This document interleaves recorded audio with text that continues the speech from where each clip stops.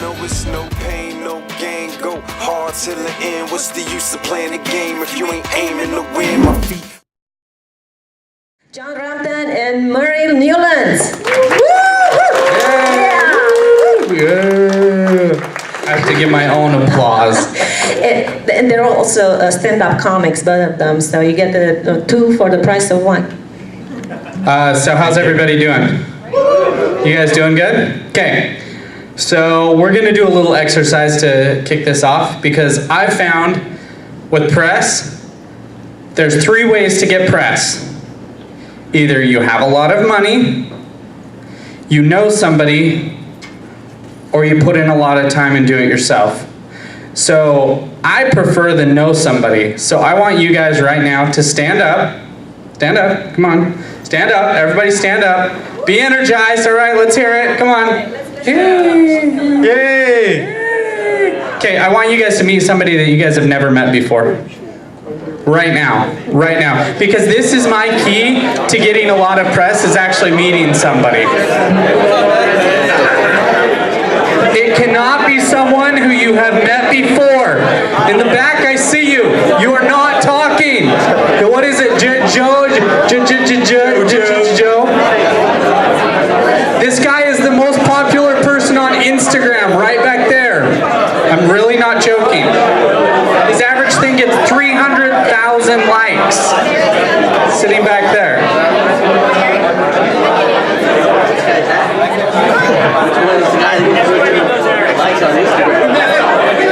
Oh, we've already met.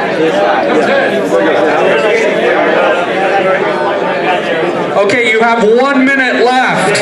1 minute warning.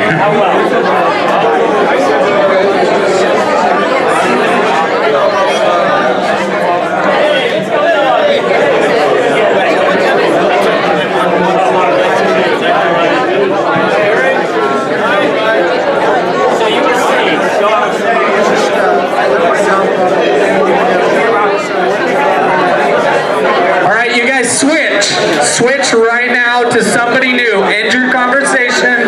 Someone new that you have not met. Jojo, stop talking with women.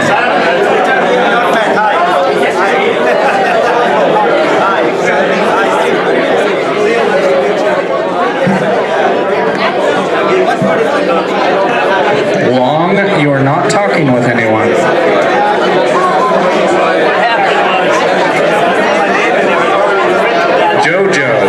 Just talking with women.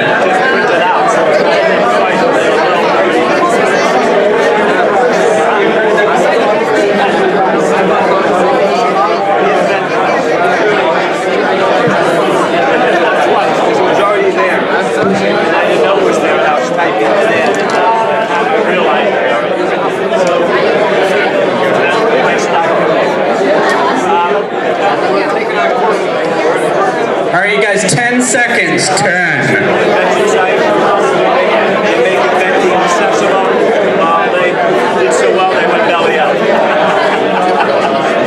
All right, you guys, end your conversation and get back in your seat now. Now.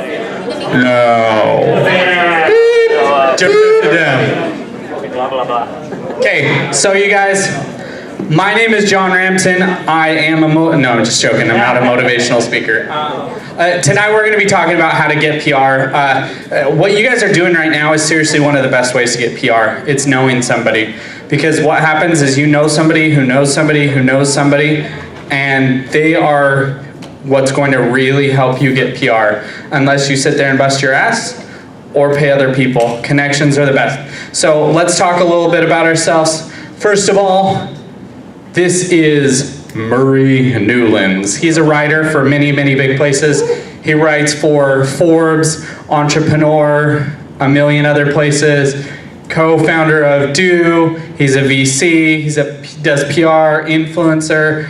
You know, he's his mom's favorite person. And he wants, his claim to fame is he actually is a pro surfer. I don't know if you guys knew this. He took part in the 1996 Summer Olympics for surfing, and he won. as there is not Summer Olympics for surfing. Just letting you guys know. That is totally not true. You know, Joel's claim to fame is he's a great storyteller. So a little bit about him. He has a lot of followers, 900,000 Twitter, Facebook, Vine followers, 500,000, Instagram, 100 some odd thousand. He's pretty popular on this whole social thing. Is anybody in the social thing? Yeah? Who does stuff on social? Yeah? Any celebrities here on social? One right there, back there, back there. I know we have one back there. Jojo, raise your hand. I'm calling him out. He is a true celebrity online. I'm not joking. He gets like millions and millions of likes on every single one of his things, and people pay him a lot of money. So get to know him. Go hound him. A little bit about myself. My name's John Rampton.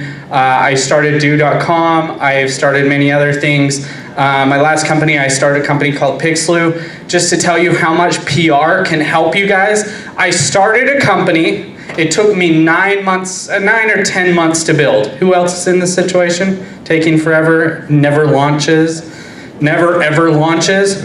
So you guys, during this time, I worked on PR the entire time. For 9 months, I planned to launch. 9 stinking months, I planned to launch. And 3 months before we launched, I started actually contacting people saying, I'm launching in 3 months. Has anybody done this? You're like, no, way too much work. Let me tell you a little bit of something about this company though. When I launched this company, I had every major news outlet pretty much in the world cover me. I might have fudged my numbers a little bit. I might have been like, hey, given exclusivity to a few too many people. But I had a major launch. So I launched this company, and within 45 days, we had over 80,000 paying customers in a month and a half. And we ended up selling to a person in 42 days. Pretty cool, right? It was pretty decent, you know. Let's see, an 8-figure, 9-figure. So it was a lot of money. It was good, right? But it was all because of press. Everything was because of press. It's what made my company. And that's what I do right now. That's what makes me and makes my company is all the press and stuff. So again, you can get it in 3 ways. You can get it by paying someone, by networking, or doing it yourself. So a little bit more about me. On Twitter, apparently I have 1,000 million, which is totally a spelling error. But I have a couple Twitter followers. I do a lot on Twitter. I do a bunch on Facebook, Instagram, Pinterest, Snapchat. I don't even know. How do you even tell how many followers you have on Snapchat? Does anybody know? They disappear fast. They disappear. That's why.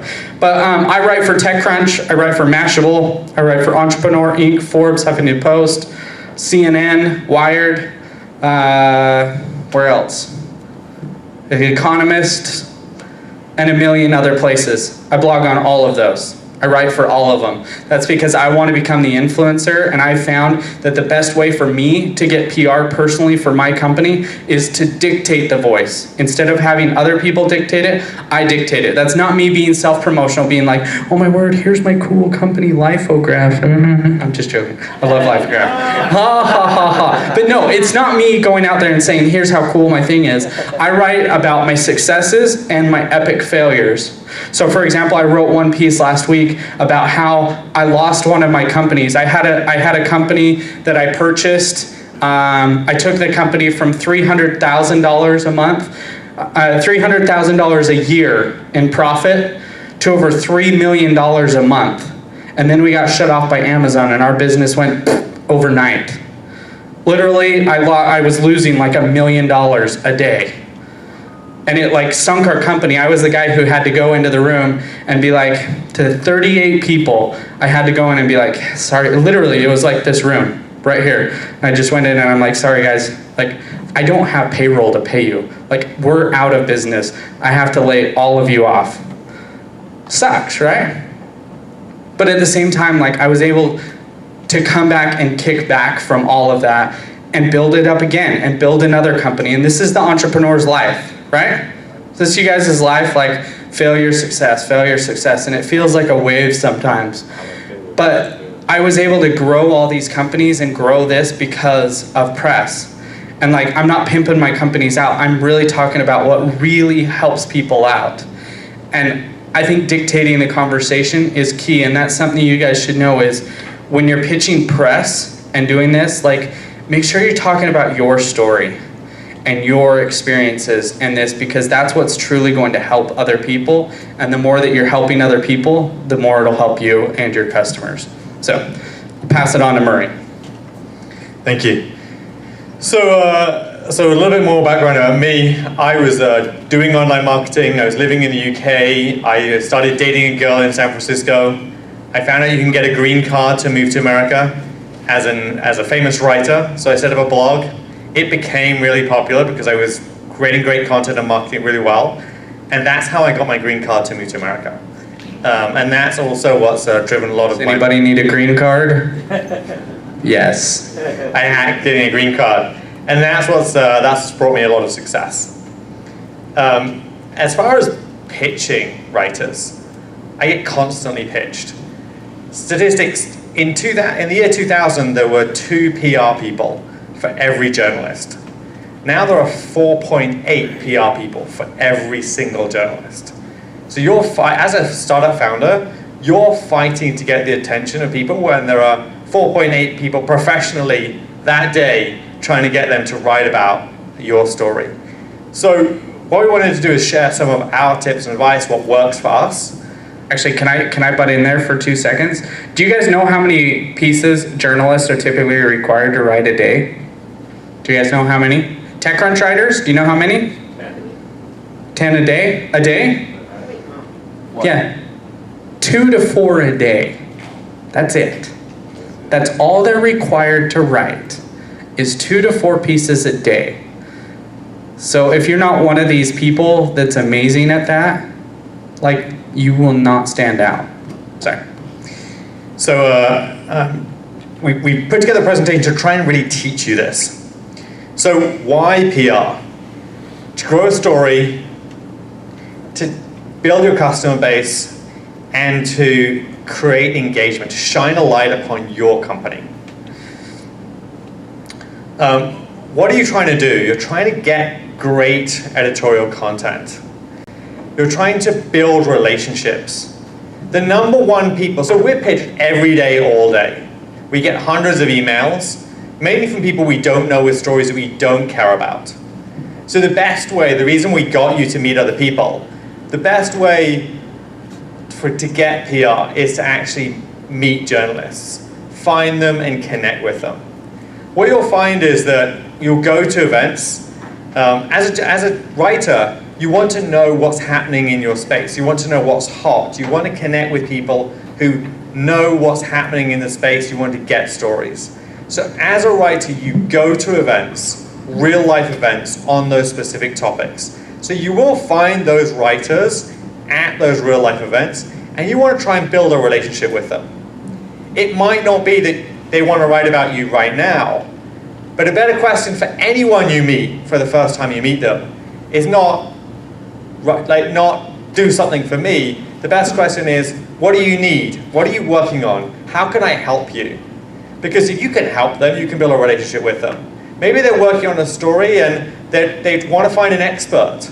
Help them connect with that expert. Be the connection, give us value to the person that you meet for the first time, rather than asking them for something. Why do people want to do this? Well, as we've talked about, it's building brand, but raising money. When you're going to pitch investors, we both sit on, we're both advisors for different funds. One of the things is, have I heard about your company? How do I find out about companies I'm looking to invest in? It could be through my network. It could be I read an article about it. It may be, very occasionally, we look at investing in things that come to us cold. But it's much better if we've read about them, if we know who they are. So when you're thinking about PR, think about it in a broader sense as well. Can you speak at an event where the press that you want to pitch are going to go to, so that they at least have heard of you in advance? And once again, with investors, have they heard about you in advance before you're trying to pitch to them? So Lifeguard haven't even launched yet, but already they're trying to build a lot of contacts. They're trying to make contacts with press. They're building up those relationships, because you're going to walk up to journalists blank and say, write about my company. They're going to say, who are you? John, how many times do you get pitched a day? Ooh, a lot. No, I actually calculated it out the other day. 231 emails over the past 3 months every single day. Pitches to me. 231 a day. So there are websites where you can get lists of journalists. The thing about those is, like other companies and other PR people put up the email addresses of journalists. What does that do? If you find an email address of a journalist on that list, that means that email box is being spammed to hell. Spam is an email from someone that you don't know, with content that you don't want. So if you want someone to write about you, really you need to know who they are, and they need to know who you are and want to have a good relationship with you. So it's about gaining the right type of credibility and information. You should know when you meet those journalists, you should know what they write about, what's popular within their content, within their column. There's no point in pitching someone who writes about a different topic entirely, or if they write about a topic, you need to work out how your story fits in within the stories that their audience wants to read about. So for example, I write for Forbes. Forbes covers many different sections. I write about tech for Forbes. I am only allowed to write about tech for Forbes. I can't write about anything else. Does that mean I can write about a clothing company? Yes, I can write about a clothing company from a tech angle. So when you pitch me, you have to know, this is what you write about, this is what your audience likes to write about, and this is the type of story that you do. I do interviews. So I'm not interested in a press release about a new product feature. That doesn't help me build my column. Do you want to? Yeah. So I'm going to tell you guys a couple stories about a couple different people that I've worked with, a couple different startups, including my own. So Murray talks a lot about getting to know these reporters, getting to know these writers and stuff like that. Who here considers themselves a good stalker? Okay, we got two little boys back there. Anyone else? Here, he is the best one. Oh, he is a good stalker. Okay, let me tell you guys a little bit about a stalking story. I am a good stalker. A very good stalker.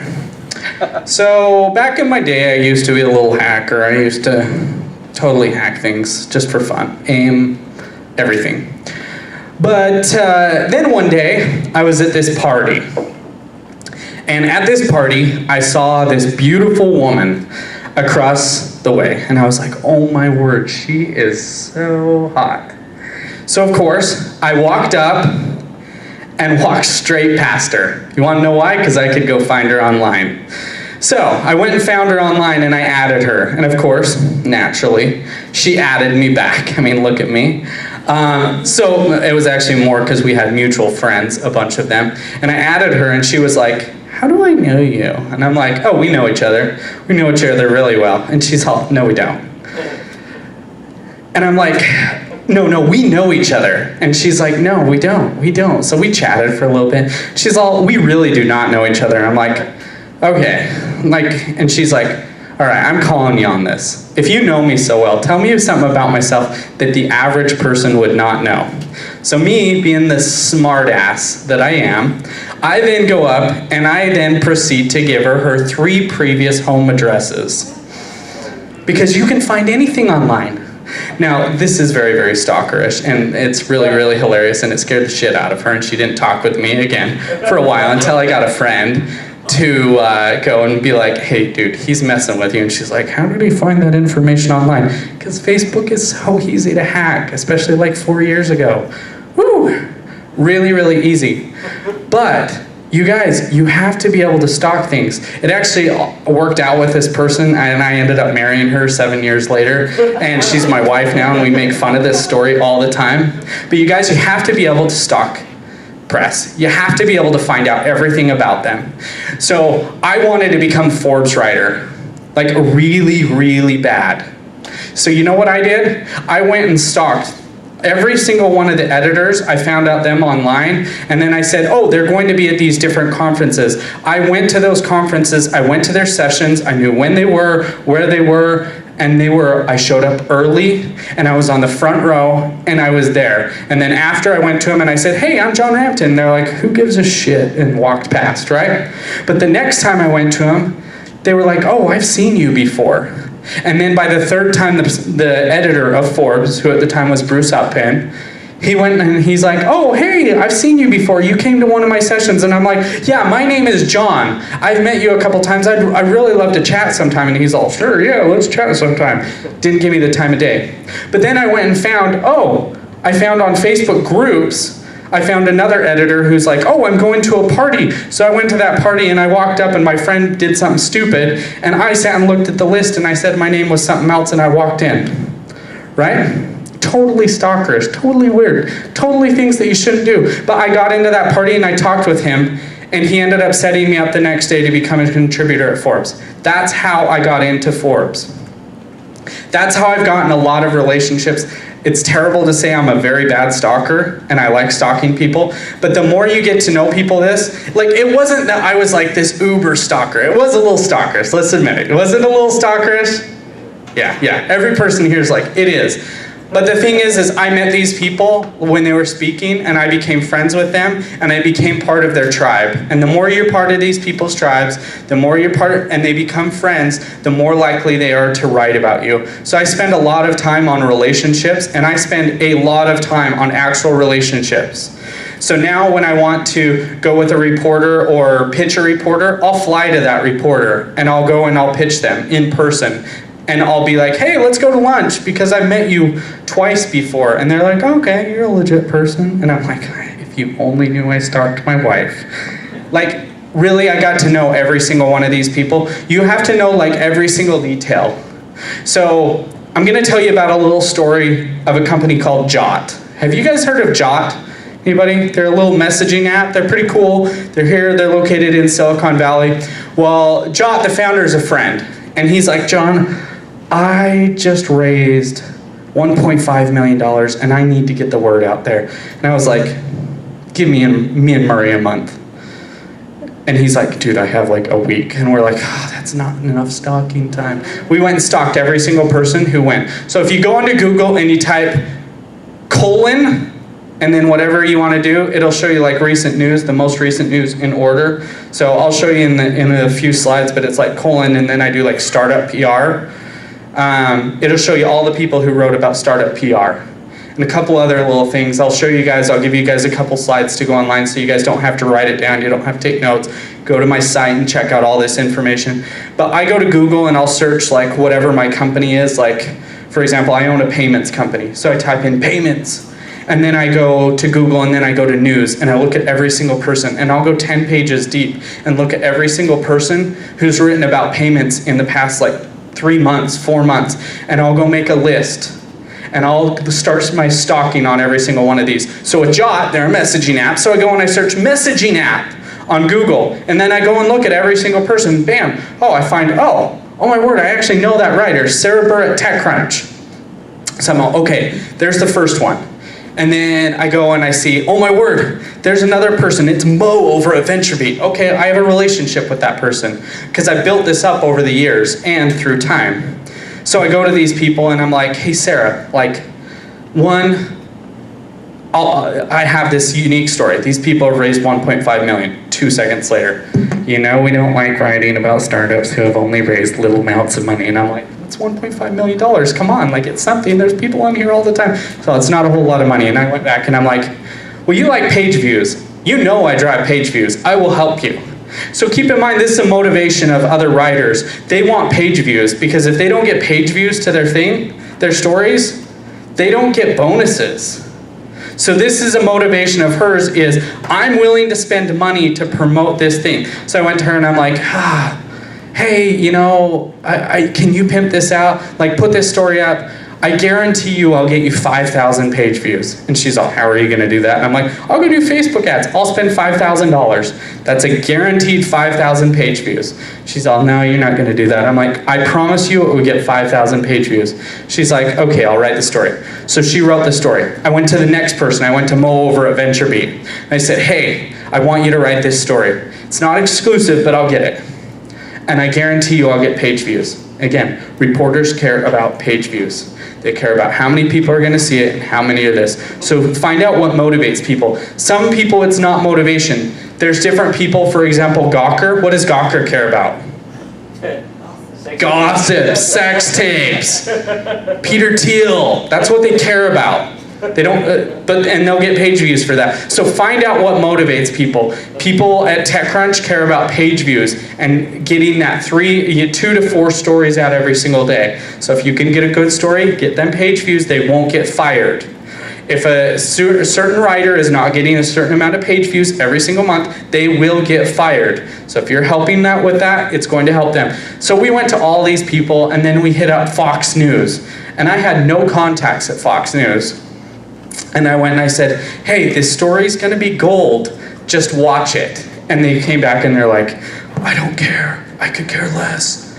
And I was like, hey, at least you responded. And I'm like, this story's gonna be gold, you watch tomorrow, and it will do well. So TechCrunch broke this story, right? I went and spent $5,000 on promoting one story on TechCrunch. Guess how many shares that thing got? Did pretty well. We got almost 10,000 shares in our first 3 hours because I said, Facebook, pimp that out. Twitter ads, everything. I was throwing everything I could at that thing to make sure that it was the top story and it maintained the top story. I went and paid a couple influencers. I went to 4 different influencers.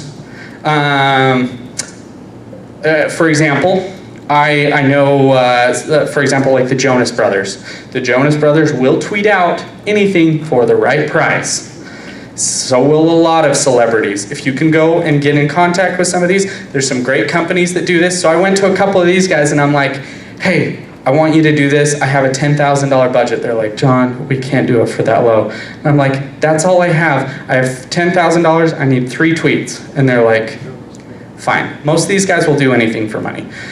True, Jojo? It's true. He's nodding his head. So most of these guys will do anything for money. So then that got them a lot of traffic. Just tell you how much traffic some of these guys can do. I worked with the Jonas Brothers and then Nick Espinosa and a couple of other online celebrity dudes. And we took down Forbes for 15 minutes because we drove so much traffic to it. Now most of it's little tweeners who are like between a teen and a real a grown adult. But we took down Forbes for 15 minutes. We did this with TechCrunch. So I drove another 20,000 shares. Well, guess what? Every news agency in the world is like, oh my word, this story is blowing up. And then I emailed Fox and I'm like, I told you this thing's blowing up. And they're like, oh my word, it is. So they're like, can you connect us? So I connected them. They went on Fox News, they went on CNN, and then it started becoming a viral sensation. They got 1.7 million downloads in 24 hours. Who'd like that? Anybody? That's what press can do. And that was from one outlet that we spend a lot of money and a lot of time on. And then VentureBeat was kind of another one. They didn't really do a whole lot. But all the others combined really, really did a lot. So you guys, put some effort into that. Do you guys blog at all? Blog posts? I love how there's a ton of people who are like, I blog every single day. I blog. And I'm like, well, why don't you save some of your time and put together a fabulous blog post and put some money behind it so a lot of people do it? Like, how much money do you attribute to a blog post? And they're like, oh, like $150. Well, you blog every single day, so why not blog once and then spend the other $450 on the promotion of that blog so it'll actually get out there? It's the same with a lot of your PR. Make sure you're pimping these out. And guess what? I go back to Sarah Burr at TechCrunch. You think she accepts any post I ever gave her? Everyone. She's like, oh my word, he pimps this out like nothing else. Then you have a rapport going with this person. Since then, Jod has gotten 4 different stories by Sarah. because she's like, they drive so much traffic and it drives my paycheck. So. Okay, I never know where John's going to end the story. What he's going to talk about. So I'm like, okay, how do I follow that? So some tips to pick up on there. As I said at the start, there are now not just there are more press people, but there are far fewer journalists. So how are publications creating so much content? A lot of the time they're doing that through contributed content. We both run companies and we write for publications. We don't get paid anything at all really from the publications. We do it to build our brands. So when you're pitching those people, understand that they're writing for those publications to build their brands. They want page views. They have their own dynamic, their own agenda for creating that content. So make sure the content is going to be great, newsworthy content for them. And understand what they're looking for. They want page views. They want exposure. So also following on from that, it's really hard to get press. When you get press coverage for your company, as John said, spend money to promote it. Why do that? Most publications have lots of content churning through them. If they see content that's doing really well, that's really popular, they will add that to their popular section. What that means if it goes in the popular section is it gets more traffic. It becomes a really positive cycle. So why spend lots of time and money trying to get more press when you get it, you should amplify it as much as possible. Also, as I say, understand that publications are increasingly written by contributors. Now here's a question for all of you. All of you are working on startups. All of you have expertise that no one else has coming from that perspective. I'm looking around the room. This is a room full of people who've got years of experience of working on different projects. If you've got that expertise, why can't you write that in such a way that other people are going to really benefit from that? Now, yes, John got into Forbes by stalking the editor. Creepy. Most of the time, you get into publications through meeting other people. One of the best ways to meet other people online is to become a great writer. Create several great blog posts, like at least 10, if not 20 great blog posts. Not just something you've churned out, but something you can be truly proud of. And then pitch that to publications. If you can find a contact at even a middle tier publication, even a trade publication where you can become an expert and write content, you can work your way up. No one starts writing for Forbes. You work your way up. I started with my personal blog, then I went for bigger publications. Take the time and energy to do that. If you're not great at that, you'll no doubt have great content. So why not hire a writer who can help? You can dictate your content. It can be your content, but you can hire a writer, hire a team to help you craft that content and help you pitch it to publications and make you a great writer. Yep, question. Sorry, I have a question. Is there a way to get writers to pay you because your content is so phenomenal? No. No, yes, there is. Seriously, I'm being serious. I mean, very, very occasionally. Because sometimes I come across content that is so phenomenal that if they understood it, they would fight among themselves and write about it. Now, Yeah, I mean, there's people who pay for content all the time. Like a lot of people pay me for content, but most of the time they want my content not for my content; it's for my promotion behind it. How do I reach these writers that's willing to pay for my content? Typically, it's not writers; it's publications. So if you're wanting writers to pay for your publications, you go find writers who blog way too much, and you're like, there's no way John Rampton can put up 8 blog posts a day. And you're like, Then you go to them and... No, basically, I read a lot because it's part of my job, because I find a lot of the job content I don't skip. I don't even really read it. I just skip it. The other question I have is, for example, everyone here knows Flipboard. How do I get onto Flipboard once I get the content written towards that. It's already written. Most of the time that's relationships. You go, if you guys want to get on Flipboard and really popular things like that, you write for publications that commonly get picked up by there. And the relationships. So Flipboard curates the best content on the internet. And the best content on the internet isn't from mom and pop's ice cream shop down the road. It's from Entrepreneur Magazine, because they can't filter through 10 million posts on plumber's site and this site and that site. They're going to the big boys who they know produce statistically really good content. Yep.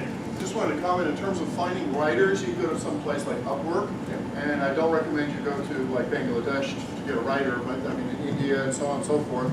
And if you got the bucks, you can go in the United States and have PhD guys through 911 edit services like that if you spend the money on it. Yeah, there's a lot of different places you can find, but again, it's hit and miss. Like I found lots of great writers through Upwork, through Freelancer, and a couple of other guys pages. are the top, really. 911. They really work with you, and they're all PhDs. Yeah. They really So lots of, it just depends how much you're willing to spend. The other thing with that is that every publication has a different style of content. They like a different type of content. They like different length of content. So even if you hire a great writer, you then have different problems. Are they good at working with you to get the content out? Even if you create a great, let's say you're working on a great piece of content, you really need to know where you're going to pitch it and the style of publication you're going to pitch it to before you produce the content, because they're going to want it produced in a specific way. And then once you've got that, you need to work out how you're going to get it in front of them. I'd say the best way is to, really if you're going to do it, you need to work your way up. So you should be doing this as you're continuing your creating your startup. Something else is, when you're creating that great content, make sure it's really newsworthy. How can you make it newsworthy? How do you create it around things that are going to truly be of interest to people? You've got to think, why do people share content? They share content because it makes them look cool, because it makes them look funny, because it makes them look smart, because it educates their friends. Are you creating content that's that good? Some other tips for creating content that helps gain traction are to name drop as many people in it as possible who you think will share it, or you want to see it. So how do you get every investor in this space to know about your startup? One great way to do that is to write an article about people who invest in this space. Most of them will all get Google alerts about it. If you're really lucky, it'll be picked up by the community and it'll be shared. And they might not see it, but someone in their team will see it. One of the startups who they've invested in will see it and forward it to them. So there are ways to work with writing to create engagement with companies well beyond the companies that you're thinking you might do with a smaller reach. So what I would say is, the other thing is that when we're looking to write articles, often we'll search for the topic. We'll Google specific things. Writers tend to get picked up because if you write thought leadership pieces, if you write great pieces, when other people are researching that topic, they'll often quote you, they'll mention you. So the more great content that you write that's referenceable, the more likely you are to be written about. And guess what? We're all human.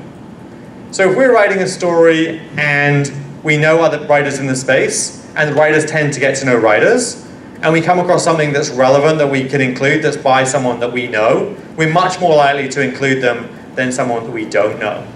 So once again, that all comes down to networking, but it comes down to writing great content, because even if I know them and they've written about something, I can't link to it if it's horrible content.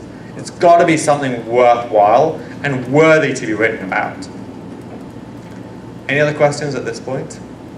Okay, yeah. Thoughts about Medium? Sorry? Thoughts specifically about Medium as a platform, or if at all? I like Medium. Well, I personally, I syndicate my content there. So I repost content that I've already published somewhere else there a lot. And I've found great results in doing that. So this is actually super important. If you connect your Medium to your Twitter, when people are signing up to the two, you'll end up with followers your Twitter followers will follow you on Medium. Also, think about repurposing content. So if you write a great story for your blog, post it on Medium. Also post it on LinkedIn. See where else you can post it. Because if you spend a lot of time on this, repost it in those different places. Something else, let's say you're able to contribute to a large publication. You don't want to just repost that content on your own blog. Google doesn't like having their duplicate content. But why not write a recap about the post and link to the post from your blog? What does that do? It gives you content from your blog, which is easy. It references to your customers who are probably reading it, and near customers, because they're actually at your blog already, that you contributed to this third-party publication, which gives you third-party validation. The post on the larger site, because it has links going to it, is much more likely to rank on Google because it has links going to it. Also, your customers, people coming to your site already because they're on your blog, are much more likely to go to that third-party post, read it, and then share it because they're sharing something on a big third-party site. They're probably more likely to share than being on your own blog. You had a question? Yeah, let's say you are a startup with a startup idea. Do you have a number? How much should I have money for the first PR work? 100,000 bucks, 1 million? I don't know. What is the figure you can go on? Okay, so here's the question with many things for startups. By the way, his question was, how much money do I need for my first PR? Yes, right. The real question is, are you going to spend your time doing it, or are you going to hire an expert to do it? And how much do you want to achieve? If you were asking me, how much should I spend on a developer for my app? I'm going to say, do you want to hire someone really cheap? Do you want to work out how to develop yourself? Or do you want to spend a lot of money on a really expensive developer? You can go to huge PR agencies who will charge you a $20,000 a month retainer. There are probably people in the Bay Area, so someone who's doing PR for $1,000 a month, but I'm not sure what they deliver. So, and the real question is, can you do some of it yourself? Are you a good hustler? Or stalker. Or stalker? Hustler is actually a better word. I should start using that. Yeah, it's less Stalker creepy. sounds weird. Work for you, you got married. Yeah, I got married out of stalking, at hustling. The other thing is to look at the value proposition. So I know a lot of startups have a slide which is in their deck, which is the logos of the publications they've been on. And to some investors, that means a lot of difference. To other investors, it doesn't make so much difference. So try and get to know if you're doing it to generate the next round. So although it's possible to use press to get lots of users, you have to often get a lot of press to get lots of users. So think, why are you trying to do it? Getting press can be great because it often ranks really well for your company, and having that third-party validation. So if I'm looking to work with a company that I don't know, a startup probably, I'm going to Google, not just going to go to the site, but I'm going to Google them.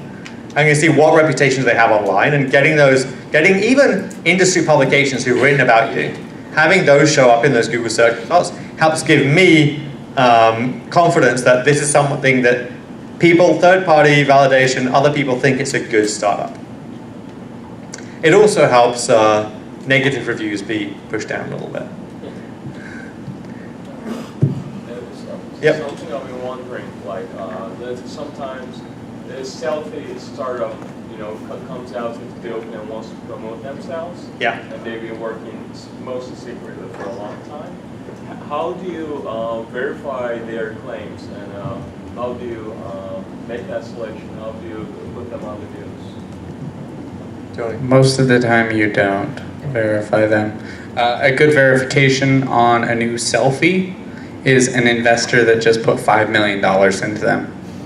So that's my verification. Okay. So go back to what I was saying about publications. They used to have lots of journalists on staff. Now they have lots of contributors. those contributors, I would say, probably have less time than the traditional journalists did. And they're going to be less interested in going and validating lots of facts. Because they're going to have to take time out of their working day to go and do that. So yeah, they're looking for things like, have you got investment? Because it's a sign of validation from a third party, and it's making their life easier. And really the thing is, as a writer, you're trying to do a job. And if people can help make your life as easy as possible, then they're helping you get towards that, doing your job. If you're trying to be a contributor, you want to publish great stories. So the closest you can, the more information you can give me, the more you can give me towards it being a story, the easier it is for me to do my job. And if I know you already, and I've got to know you over a few months, I'm much more likely to trust you when you pitch me, because I know you. And hopefully you'll know more about me, what I'm looking for, and you'll know how to pitch me. So it really does come down to that. So out of the 231 emails you get per day for the last 2 months, you actually ended up writing about any of them at all? Maybe one every other week. I mean, it's spam. It's email from someone you don't know with content that you don't care about. And a lot of it is, we looked on Cision, for example, which is a database of journalists. We have a new Kickstarter about a product that is not in a space that we write about. Can you write about it? And just bang, it's a press release. Partly because lots of PR companies like to sell, we'll do a press release because it's a deliverable, and we'll pitch it to the press, which means we scrape a list and we mail it to you. So really understand like what you're buying, and I say our advice is to try and write for as many publications as possible. Become a contributor. Yeah, so just a quick scenario. My startup is at a stage where we've accumulated several thousand users, but we're at the stage now where the funds aren't entirely in place to spend 5,000 or 10,000 to have something written, and we're trying to cross that chasm to get to mass market and continue growth and so on. Yeah. So my question is, you know, as a startup founder, what do I need to do at this point in time in terms of understanding how to grow, right? Do I go after influencers on social media? Do I go after PR? Do I go after these writers? I mean, there's so much to tackle and there's so little time. How do you balance all of this, and what do you do? Yeah, so that's a loaded question. But, so his question was, you know, how do I prioritize my time if I don't have money, essentially? Prioritizing your time? Yeah, I made it simple for everybody. Let's call it how it is. Really, you need to decide what's most important to you. If traction is most important, I'd go after influencers. Influencers can make a lot more of a difference than PR. Some PR is not all created equal. For example, if you get on Forbes, it's great that you got on Forbes, but it will drive no traffic. If you get on TechCrunch, it might drive a lot of traffic, it might not. I've had posts get on TechCrunch and it drives 5 app downloads. I've had ones get on TechCrunch and it drives millions of downloads. So it really depends. Whereas some influencers, again, not every influencer is created the same. They can drive a lot. Me personally, I'm a big fan of becoming the influencer and becoming the expert because that has helped me personally. But that, again, I'm a little jaded towards that because that's what I help people out with and what I do. So I would see what works best for you. If it's an app download, I assume it's an app, right? You might go after like influencers and stuff like that because that might drive a lot more people, targeted people. Yeah. So I'd like to just add a little bit. So you really need to know your audience, and also you need to know the publications. So as John was saying, for example, we both write for Forbes. Forbes has lots of contributors, but a very small amount of that content ever gets to the homepage. So although it gets on Forbes, if you look at most Forbes columns, each article only gets a few thousand readers. So it's probably not going to drive volume to you. Publications like TechCrunch, more of the content tends to go to the homepage, so it's more likely to drive volumes of users to you. Similarly, Huffington Post has something like 10,000 writers. 28,000 active and 140,000 writers. So they will have a column on Huffington Post. Most of those columns, therefore, get very little traffic. Though, now, that might not drive users for you, but it might add credibility to you. You can send it out in your newsletter, which gives credibility to existing customers or people maybe who've, like, thanks for signing up for free.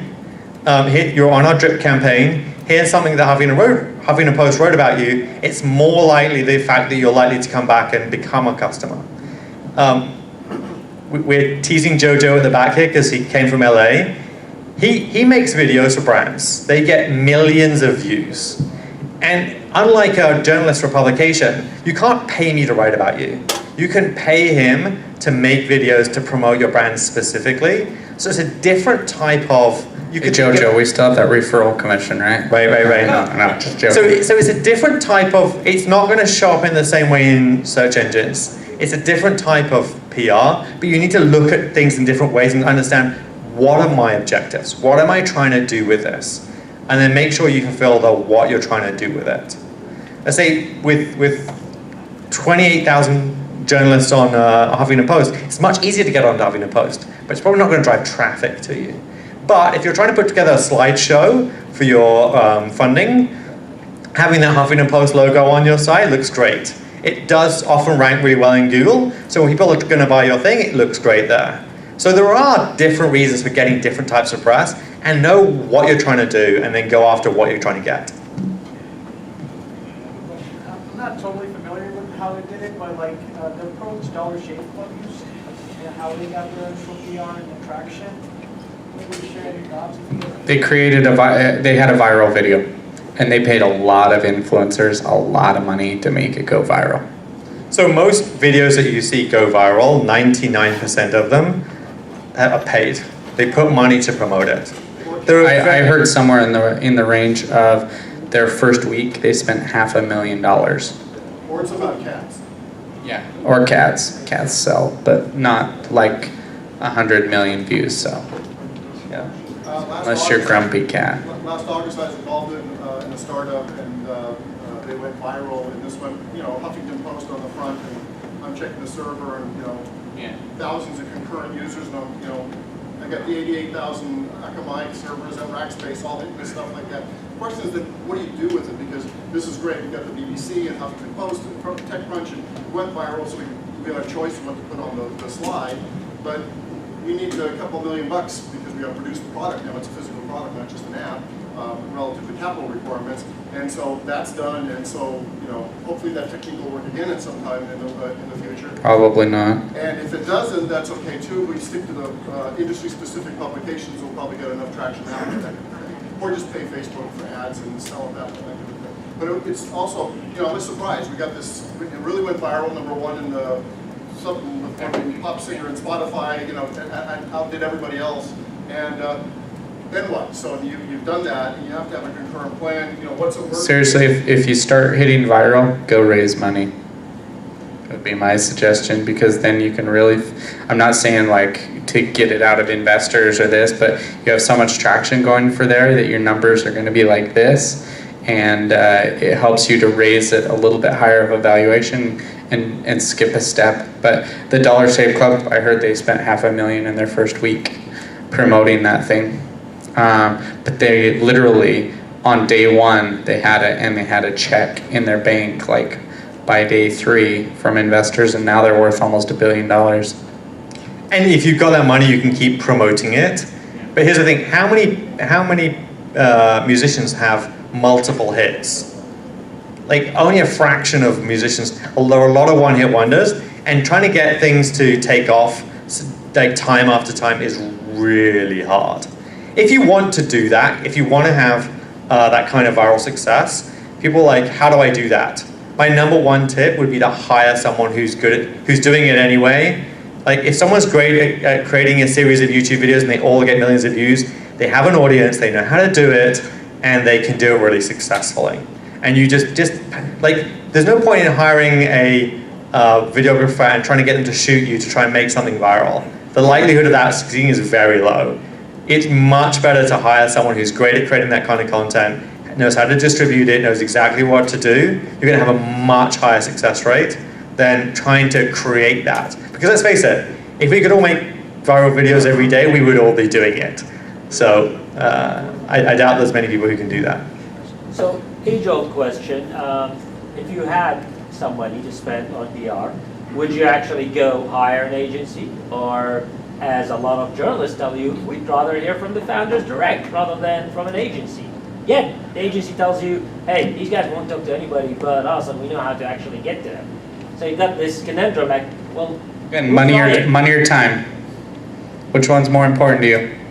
Money or time? Because do you have time to reach? Like a lot of times, like I'm not pro or against PR firms because it depends on where you're at. But PR firms have relationships, just like I have relationships with all these major publications. They do want to hear from you. Right. But it's my introduction that gets you past the 231 people. Like, I take emails from people I know all the time. I'll write about their company. I mean, I've written about 3 or 4 companies like 20 times because I love what they're doing. And I know them and I have a relationship with them. But if you're Joe Schmo reaching out to TechCrunch and you're like, hey, I want to do this. Like, I'm a founder. I've got a cool story. Most of the time they won't care. But if a PR firm who's gotten 20 consecutive hits with them says, hey, I've got this really cool founder, they have that relationship and they can get you in. But how do you vet that PR firm? They all blow smoke up your ass, basically. Most of the time, it's because I have relationships with them and I've met them. But for a founder who is new to this, Well, you can go pay them. But it is hard to find the right one. Yeah, it's hard to find the right PR firm. Most of the time it's referral. Yeah. Like ask a founder or a startup that's doing very, very well, who's your PR firm? Start using that. Okay. So it's also a lot of money. Yeah, it's also a lot of money. So, again, money or time. So what if, when you talk about being the story, what if you're a founder and you're more of an introvert and you don't want to be out in the limelight? You want your company to be, you want things it's doing, but you don't want to be in the limelight. Yeah, so if you're an introvert, what do you do? What's your strategy? Personally, I'm not an introvert. I'm very extroverted. So, but I'm very introverted. No, I typically say to that, find somebody in your company who is mainly a co-founder or very, very high C-level executive to be in the limelight.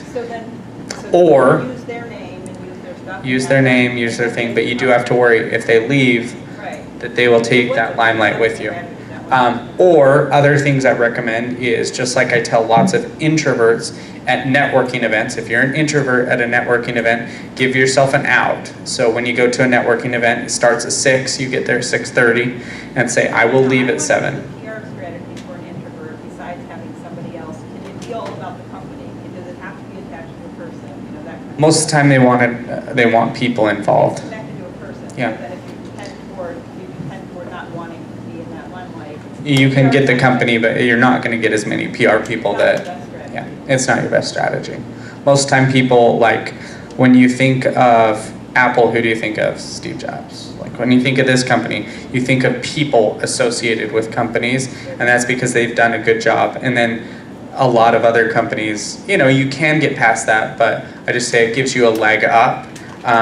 If you are introverted, I know a lot of introverted people who do that.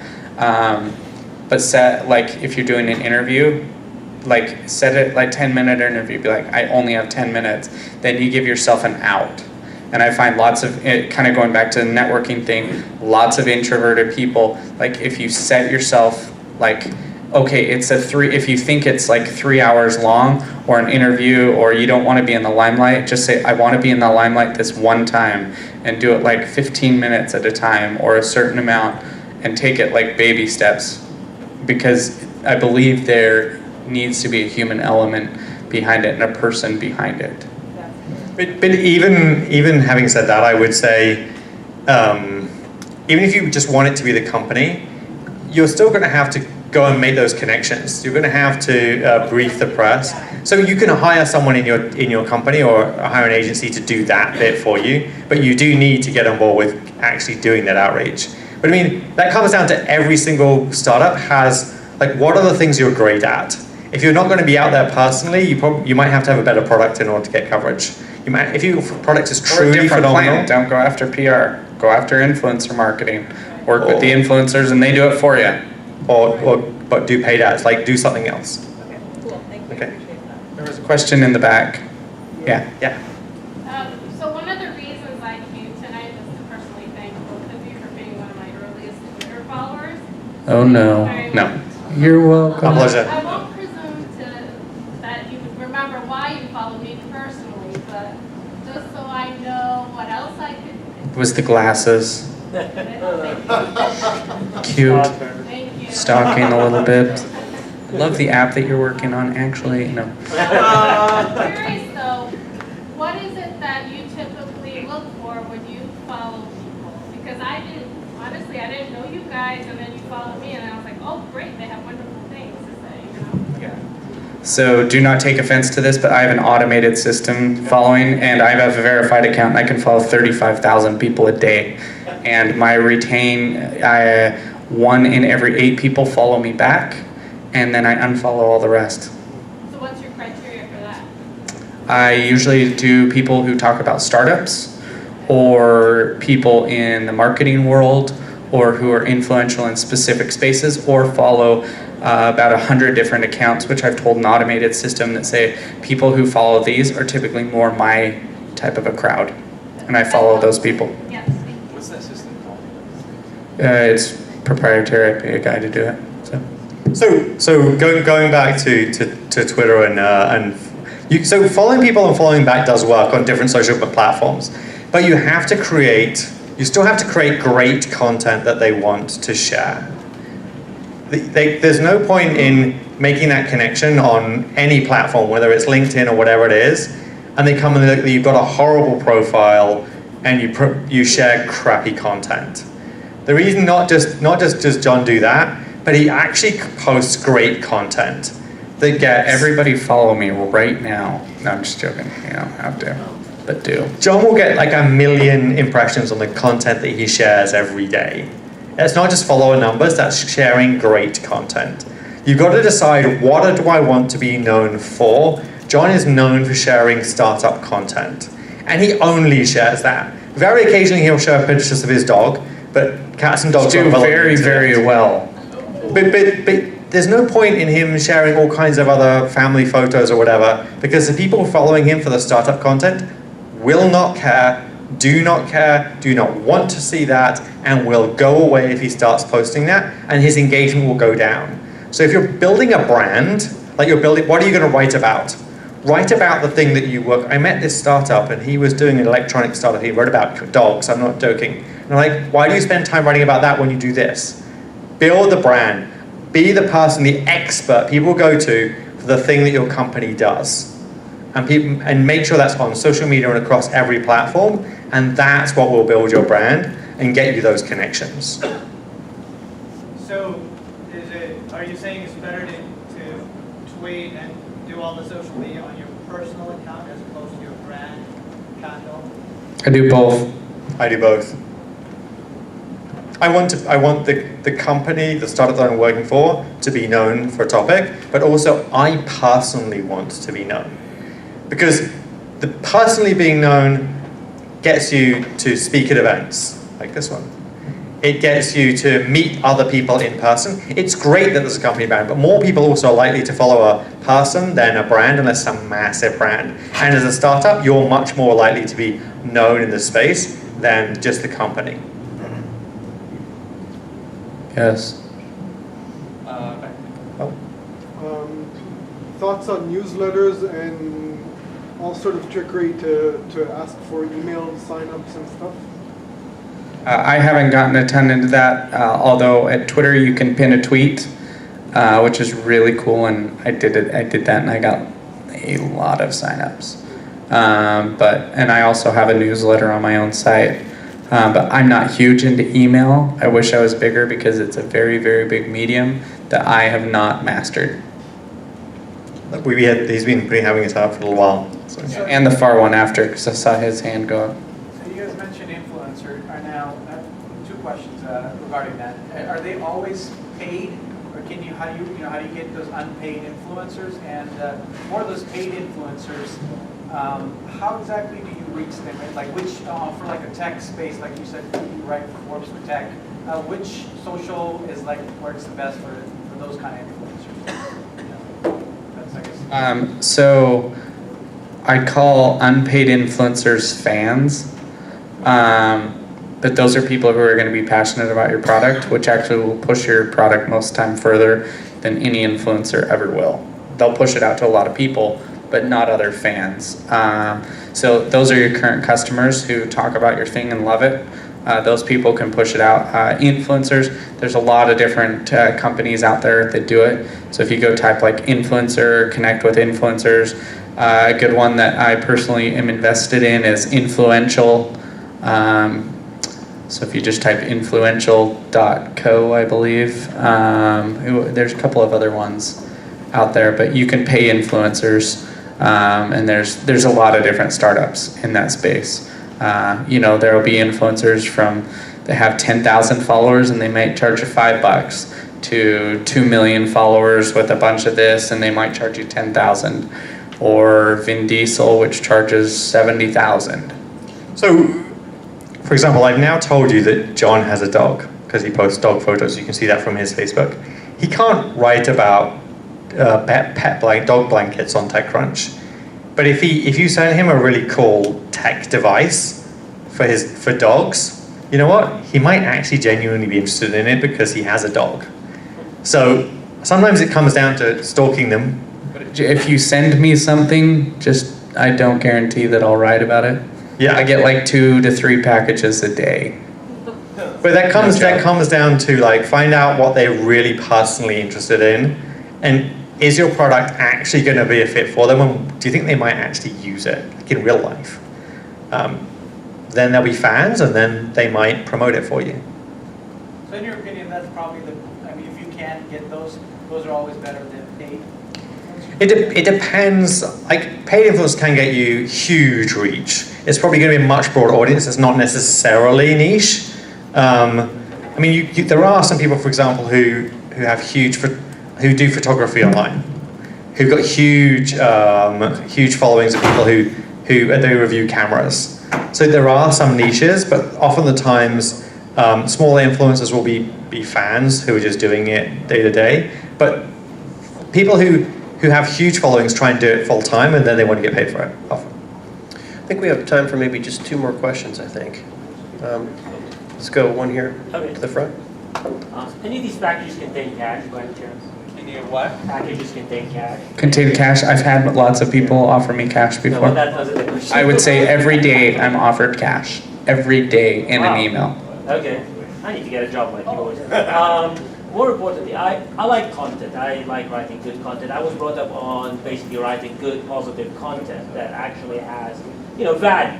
Yeah. But seeing how things have been the last, year or two, it seems like negative, caustic content, what's become more vogue. And I see it now with, for example, the rise of our lovely nominee to be a president, where basically his content is all themed. It seems to be fighting effectively political correctness and what it stands for. Speaking of Senator Palpatine, right? Indeed, yes. That's the one. So it's like, it's like you sit there and go, well, okay, so have things changed? Is good, positive content no longer valuable? Is just so much of it out there that people actually want shot? There's so much crap out there that it's hard to stand out. Right. And people with better promotion, like I can write a piece of shit post, and I can guarantee just every tweet that I do, I guarantee 12 to 1,500 clicks. Every tweet. And like I can go spend, Murray can put up a video and spend, $50 and get 500,000 views? Just have a large following. So, the thing is, big gets bigger, right? So, if you're going to be doing this yourself, you need to start working, like building everything else in your company, you need to start working on it as soon as possible. Okay, one last question, then we gotta cut this off. Back there, because you haven't had one, sorry. After. I was wondering what's your position on paid content marketing like Outbrain or Stack or Taboola company? So paid thing, arbitration and stuff like that, awesome. I really, really like it. But again, it costs money to get customers, and if you don't find a way to back that out to a profitable way, eventually money's gonna run out. So, all All right. Think we have to wrap it up there? Yep, let's wrap it up. We'll be up here after. I'm here all night. No, I'm not. I'm here. We'll be around for a little bit. A few minutes. Yeah, I have a dog to take care of.